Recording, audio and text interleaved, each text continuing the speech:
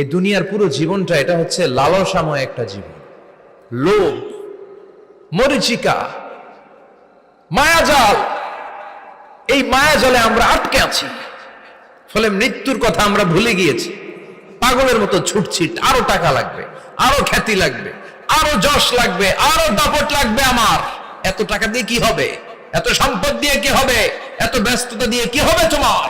Stop, থামুন, অনেক হয়েছে, আন্না থামুন। Take a rest, take a breath and think about death. Think that you have to go back to your Lord. একটু বসেন না, একটু ভাবেন যে আমাকে চলে যেতে হবে, চলে যেতে হবে। এই কোলাহল, এই ব্যস্ততা, এগুলো থাকবে, থাকবো না আমি। সাইয়েদনা ওমর ফারুক বলেছেন, মুতু ক্বাবলা আন তামুতু, মরার আগে একবার মরো। হাসিবু ক্বাবলা আন তুহাসাবু আলাইকুম, তোমার হিসাব নেওয়ার আগে তুমি একবার নিজের হিসাবটা করো না। কাগজ বের করে একটু লিখো না কি কি ভালো কাজ করছিলা, যেগুলো দিয়ে নাজাতের ওসিলা হতে পারে। 1 2 3, আর কি কি আকাম কুকাম করছো দেখো না, লিখে দেখো তোমার অবস্থাটা কি। মরার আগে একবার মরো। মরার আগে খাটের মধ্যে শুয়ে শটান করে চোখ বন্ধ করে একবার মরার ভান করে দেখেন কেমন লাগে। চোখটা বন্ধ করেন আর ভাবেন আপনি নাই, কি কি হতে পারে ভাবেন। আপনার ছেলেমেয়েরা কান্না জুড়ে দিবে, আপনার প্রাণের স্ত্রী বিলাপ শুরু করে দিবে, বন্ধু বান্ধবের চিৎকার আর মাতম, স্থানীয় এলাকার মসজিদে ঘোষণা, অমুক এলাকার নিবাসী অমুক ভাই অমুকের ছেলে অমুক দুনিয়ায় নাই।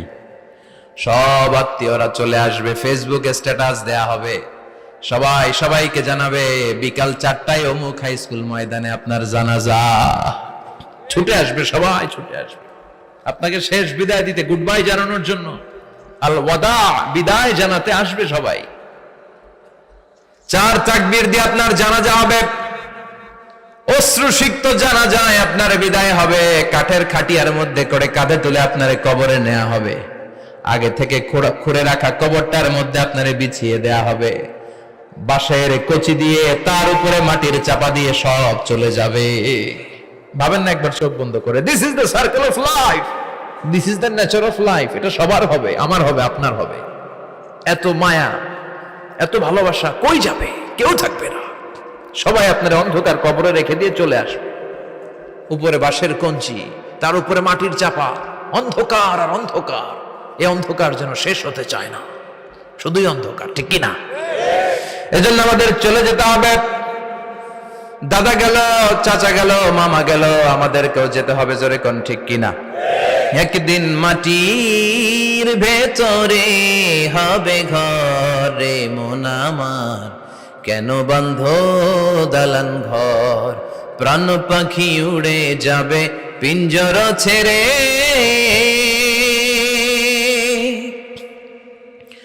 ধরা ধামে সবই রবে, তুমি যাবে চলে। বন্ধু বান্ধব যত, মাতা পিতা যারা সুত, সবই হবে তোমার পরে। মন আমার কেন বন্ধ দালান ঘর, একদিন মাটির ভেতরে হবে ঘরে মন আমার, কেন বন্ধ দালান ঘর, ঠিক কিনা? সব করে থাকবে, চলে যেতে হবে আমাদেরকে। এজন্য আখিরাতের কথা যেন আমাদের স্মরণ হয়। বিশ্বনবী বলতেন, নাহাইতুকুম আন জিয়ারাতিল কুবুর, আমি তোমাদেরকে কবর জিয়ারত করতে আগে নিষেধ করতাম, কিন্তু এখন নিষেধাজ্ঞা প্রত্যাহার করে নিলাম। এখন সব সময় তোমরা কবরের সামনে যাবা আর জিয়ারত করবা।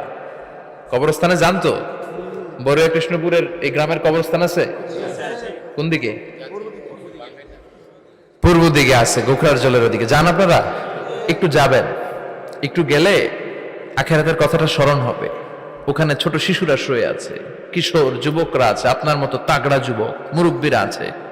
এরা এই এলাকায় থাকতো, এরা আকাশ থেকে নেমে আসে না, এই এলাকার সন্তান, আজ নাই। একটা সার্টেন পিরিয়ড শেষে আপনিও থাকবেন না। This is the nature of life, this is the circle of life. ছোট্ট শিশু হয়ে এসেছিলেন, শৈশব, কৈশোর, যৌবন, প্রৌঢ়ত্ব। আগে ছিলেন সিঙ্গেল, বিয়ে করে হয়ে গেলেন ডবল। এরপরে আল্লাহ আপনাকে একটা মেয়ে দিল, এরপরে মেয়েকে বিয়ে দিয়ে শ্বশুর হলেন, এরপরে ওই মেয়ের ঘরে সন্তান হতে নানা হলেন। আর কতদিন? অনেক দিন হলো তো, অনেক লম্বা সময় পেয়েছেন আপনি। Think about death. এবার যাওয়ার কথা ভাবেন। আখিরাতের সামানের কথা ভাবেন, ফিরে যেতে হবে। কি শক্তিশালী যুবক, বার্ধক্য চলে আসলে লাঠি ছাড়া চলতে পারে না। কুচকুচে কালো দাড়ি সাদা হয়ে যায়, দাড়ির শুভ্রতা, বয়সের ভার, রং ধরা যৌবন জং ধরে শেষ, ঠিক কিনা? This is the circle of life. যুবক ভাইরা, এটাই জীবন, চলে যেতে হবে, কেউ থাকতে পারবে না, ঠিক কিনা? এটা রিমাইন্ডার আল্লাহ এই সূরার ভেতরে দিয়েছেন যে তোমাদেরকে ফিরে যেতে হবে, এই লোভ লালসা ছেড়ে দাও। রব্বুল আলামিন বলেন, আলহাকুমুত তাকাসুরু হাত্তা যুরতুমুল মাকাবির। ও গোলাম, দুনিয়ার সম্পদ, লোভ লালসা তোদেরকে পাগল বানিয়ে দিয়েছে। এই লোভ পাগলামি কোনোদিন তোদের থামবে না যতদিন না তোরা কবরে ঢুকবি, ঠিক কিনা? কার কথা? আল্লাহ বললেন, দুনিয়ার সম্পদ আর লোভ আর মোহে তোমরা গাফেল হয়ে গিয়েছো। আখিরাতের কথা বেমালুম তোমরা ভুলে গিয়েছো, কিন্তু আখিরাতে তোমাদের যেতেই হবে, কবরের বাড়িতে তোমাদের ঢুকতেই হবে, ঠিক কিনা? যেতেই হবে, আমরা ভুলে যাই। আলহাকুমুত তাকাসুর, অতিরিক্ত পাওয়ার লোভ, বেশি বেশি খাওয়ার লোভ, বেশি বেশি জমানোর লোভ মানুষকে গাফেল বানিয়ে দিয়েছে। এটা মানুষের স্বভাব, আরো চাই আরো চাই, এই স্বভাবটা আছে না নাই?